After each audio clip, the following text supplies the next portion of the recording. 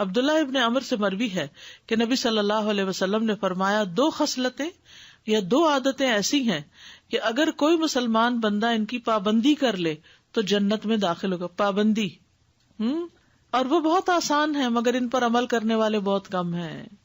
ایک یہ ہے کہ ہر نماز کے بعد 10 مرتبہ سبحان اللہ، 10 مرتبہ الحمدللہ اور 10 مرتبہ اللہ اکبر کہے.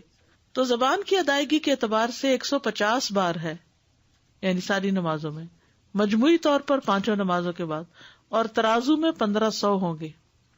اور جب سونے کے لیے اپنے بستر پر آئے تو 34 بار اللہ اکبر، 33 بار الحمدللہ اور 33 بار سبحان اللہ کہے. زبان کی ادائیگی کے اعتبار سے تو یہ 100 ہے مگر میزان میں یہ تسبیحات 1000 ہوں گی. رات کو جو سوتے ہوئے پڑھے جاتے تسبیحات فاطمہ، سب تھکاوٹ اتارنے کے لیے. یقیناً میں نے رسول اللہ صلی اللہ علیہ وسلم کو دیکھا، آپ انہیں اپنے ہاتھ سے شمار کرتے تھے.